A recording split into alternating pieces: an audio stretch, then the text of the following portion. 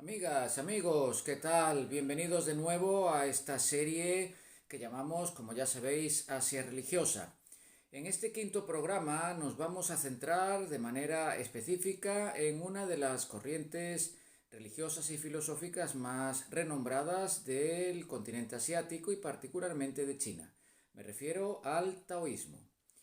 El taoísmo será, al lado del confucianismo, una de las principales tradiciones espirituales autóctonas de China. En términos genéricos, suele distinguirse, aunque es algo un poquito forzado y bastante artificial en el fondo, un taoísmo filosófico, no unitario, un pensamiento ético-político, enmarcado, eso sí, en consideraciones metafísicas, antropológicas y cosmológicas, y otro religioso. El primero correspondería al pensamiento reflejado en clásicos como el Lao Tzu o el Chuang-Tzu y en otros textos derivados de estos denominados Liezi y Guainanzi. Mientras que el segundo, es decir, el religioso, es popular, mágico, natural, místico e individualista y correspondería a varios movimientos religiosos definidos que se suelen remontar a la secta de los llamados maestros celestiales de Chan Daolin en el siglo II, así como a las prácticas encaminadas a la búsqueda de la inmortalidad. Entre estas prácticas, precisamente, que buscan la inmortalidad del taoísmo religioso, se encuentran las técnicas meditativas de introspección interior, es decir, un método de visualización de los dioses internos del cuerpo, la alquimia, por un lado externa, que emplea una serie de sustancias o drogas, en concreto el oro y el cinabrio, como mecanismo para que la energía vital humana se mantenga en consonancia con la energía cósmica, pues si se pierde se genera la enfermedad y la desarmonía, y la alquimia interna, que conlleva técnicas de control de la respiración con la intención de llegar al vacío y fundirse con el universo. Además, hay otras técnicas como la magia, la adivinación, las disciplinas higiénicas y alimentarias, sexuales, gimnásticas, etcétera, que persiguen todas ellas preservar, acrecentar y alimentar el principio o la potencia vital para, digamos, afinar el cuerpo y hacerlo invulnerable a través de un embrión original o del crecimiento interior de un cuerpo inmortal. El origen del taoísmo pudo haber estado en el ámbito sociopolítico como un rechazo del ordenamiento feudal y clasista del confucianismo, aunque también pudo encontrarse en un nivel místico, como un camino de evolución de la religiosidad china en el momento en que la antigua religión agraria entró en crisis en el periodo de los Zhou posteriores. Así, mientras el confucianismo social, colectivo, racional, práctico y urbano recogía las tendencias racionalistas y comunitarias del espíritu chino, el taoísmo, por contra, natural, individual y mágico, encaminaría las tendencias místicas y las necesidades de la religión personal, especialmente en el marco campesino. Podría haber, en este sentido, una relación del taoísmo con el arcaico guismo, de donde habrían aprendido las técnicas del éxtasis y, por consiguiente, con el chamanismo arcaico. Los maestros celestiales conforman la escuela o movimiento que inicia el taoísmo religioso en sentido estricto, como ya acabamos de mencionar, en el siglo II. Uno de los elementos esenciales de esta doctrina, a veces conocida como la secta de las 5 medidas de arroz, por el pago que debían realizar aquellos que decidían incorporarse, es la consideración del Dao de Jing como libro sacro y la creencia en el próximo advenimiento de una nueva era en la que se rendiría culto litúrgico al Tao, como una divinidad absoluta. Este movimiento está marcado por sus tendencias, digamos, organizativas y, sobre todo, teocráticas. Su comunidad se basaba en una estructura militar jerarquizada en la que los monjes eran, a un tiempo que monjes, también guerreros. El sobrino del fundador, Chan Daolin, llamado Chan Lu, fue el encargado de organizar un estado teocrático en Sichuan, celeste e independiente, administrado según el modelo de la burocracia de los Han, pero con una inspiración igualitaria y comunitaria. A la par que se organizaba este estado particular, surgió también un movimiento centrado en la idea de la gran paz, Taiping, que fue muy influyente en las formas del taoísmo posterior. Según los principios de este movimiento, el cielo amarillo sustituiría al azul en el gobierno del mundo y sucedería así una época de gran paz, lo que sería efectivo en el año 184 de nuestra era. Como modo de preparar su advenimiento, se predicaba el arrepentimiento de los pecados y la penitencia respectiva. Sus adeptos, caracterizados por un pañuelo amarillo sujeto a la cabeza, recibirían el nombre muy sonoro de turbantes amarillos.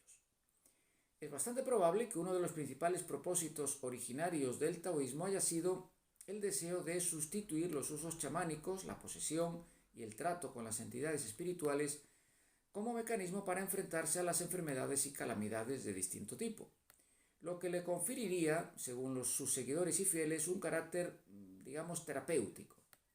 A la posesión y el éxtasis del brujo, el taoísta quiere oponer la meditación como forma de contactar con el mundo invisible. El taoísmo religioso es una religión que podríamos considerar revelada. Sus escrituras, fuente esencial de la doctrina y la práctica taoísta, colocaban en el lenguaje humano los textos divinos inherentes al cosmos que eran dados a conocer únicamente a unos pocos elegidos para que estos y sus seguidores ocuparan el lugar que les correspondía según el orden celestial inmutable. Todo el conjunto de las escrituras taoístas serían posteriormente recopiladas, ya en época Song, en una colección, en un canon de fuerte inspiración budista, por supuesto, denominado Dao Chan. Sobre los cimientos de las tradiciones mágicas y bajo la influencia de otras corrientes de pensamiento, se desarrolla también la filosofía taoísta, que establece un ideal de vida natural, autónoma y libre, que se opone a las constricciones de la moral, del ritual y de la organización política propia de los adeptos de las corrientes confucianas. Los conflictos sociales y políticos y todas las miserias humanas son consecuencia, entiende el taoísmo filosófico, de la artificialidad de la cultura, de la tendencia humana a categorizar, a limitar, a definir, a catalogar, a jerarquizar, ¿no?, que se impone a la naturaleza y la altera, debilitando por lo tanto el principio vital que indica la necesaria armonía y equilibrio con el fluir natural. Vivir plenamente y en armonía con el entorno natural significa, por lo tanto, recuperar la simplicidad, la sencillez prístina y originaria y perfecta del ser en estado, digamos, bruto, conformarse al ritmo de la vida cósmica e imitar el comportamiento natural de plantas y animales. Hay que ser como el gran todo, la gran unidad, el supremo uno, el Tao, el Tai Yi, silencio, quietud, perfecta indiferencia, no actuar, modificando el discurrir natural, lo que significa que debe descartarse cualquier pensamiento discursivo porque el lenguaje y la institución social son obstáculos en la unión con esa gran unidad. Las distinciones, por lo tanto, son arbitrarias. Las fases polarizantes, como vida y muerte, son fases de una misma realidad y las oposiciones del lenguaje son vanidosas e ilusorias. La única realidad verdadera es el principio trascendente e inmanente de la espontaneidad cósmica, que es Tao. Encontrar el camino, Tao, por lo tanto, y volver a la fuente originaria supone evitar que las acciones que se ejecuten no sean espontáneas. Aprender a vivir frugalmente, sin perturbarse por la riqueza o los anhelos de fama y trascender las pasiones. Hay que dejarse llevar por la corriente, dejar libre la mente, a la espontaneidad, a la intuición. El adepto debe recrearse en el origen de las cosas, creando un vacío de pensamiento en el que ya no se perciban las cosas por los sentidos ni por la mente, sino por el aliento cósmico que causa los seres y la vida. Tao, por lo tanto. El retorno a la unidad primordial, entendido como una verdadera unión mística o gran todo indiferenciado de buena parte de la literatura taoísta, es, además de filosófica, una preocupación política. Tao como supremo regidor del mundo en su versión trascendente y también como participante activo en su visión inmanente a todo. El hombre sabio taoísta, hombre perfecto y verdadero, espiritual, debe olvidarse de sí mismo y adaptarse a la realidad, pacificar la mente y captar así con pureza la realidad. Es fundamentalmente el conductor del Tao, no interviniendo en el sentido de contrariar el curso de la naturaleza. El sabio debe emular los modelos que operan en el mundo natural y traerlos a los humanos, ya que la naturaleza es la normativa básica. Por su mediación y a través de la tradición que escenifican podemos conocer el universo y las bases cosmológicas. Las acciones del sabio están de acuerdo, por lo tanto, con la armonía que guía los movimientos de cielo y tierra, es decir, Yang y Yin también, siguiendo los modelos cósmicos revelados en diagramas, juegos, objetos rituales, funerarios, construcciones, monedas, escritos de distinto tipo, son responsables del orden del mundo. En definitiva, el conocimiento taoísta no es el producto de una ciencia reflexiva y analítica del detalle o del conjunto de las cosas. Es, más bien, una connaturalidad con ellas y una actitud capaz de reaccionar ante los cambios y de adaptarse de modo intuitivo a las vicisitudes y circunstancias sin fin de los acontecimientos.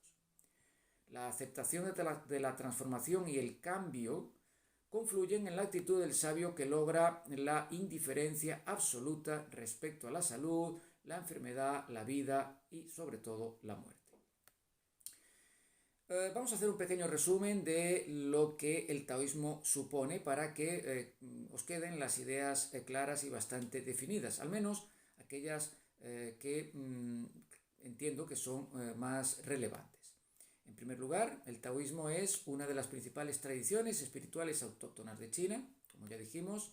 En segundo lugar, suele distinguirse un taoísmo filosófico, no unitario, un pensamiento ético-político, y también otro religioso, popular, mágico e individualista. En tercer lugar, en el taoísmo religioso se llevan a cabo prácticas que buscan la inmortalidad, destacando las técnicas meditativas de introspección interior, la alquimia, magia, adivinación, disciplinas higiénicas y alimentarias, gimnásticas y sexuales. En cuarto lugar, su origen pudo haber estado en el ámbito sociopolítico, como también en el rechazo del ordenamiento feudal y clasista del confucianismo. De la misma manera, también pudo estar en un nivel místico, ¿no?, como un camino de evolución de la religiosidad china. En quinto lugar, los maestros celestiales, se denominan Tianxi en chino, conforman la escuela que da inicio al taoísmo religioso en el siglo II. Finalmente, es muy probable que uno de los principales propósitos originarios del taoísmo haya sido el interés por sustituir los usos chamánicos, el trato con las entidades espirituales, incluyendo en ellas la posesión, como un mecanismo para enfrentarse a distintos elementos perturbadores, enfermedades, calamidades de distinto tipo que afectan al ser humano. Bien amigos, hasta aquí entonces el programa de hoy. En el siguiente programa vamos a tratar la religión Bon, una religiosidad autóctona del Tíbet, aunque podría discutirse esa autoctonidad en realidad, pero bueno, en principio propia del Tíbet, una espiritualidad realmente relevante que acabó sincretizada con el budismo tibetano que llega desde India. Me queda solo recordaros que podéis hacer cualquier comentario, sugerencia, apunte, crítica que entendáis que puede ser de utilidad para cualquiera que vea el programa y esta serie de Asia Religiosa. De manera que espero vuestros comentarios que siempre serán de utilidad y de ayuda. Suscribiros, dad like si creéis que es interesante la información para estar atentos a las novedades que vayan surgiendo y a los nuevos vídeos. Hasta el próximo vídeo, por lo tanto, pues donde trataremos la religión Bon. Me queda solo pues despedirme, que paséis unas buenas semanas, salud, a conservarse y que estéis muy bien. Hasta la próxima, un saludo.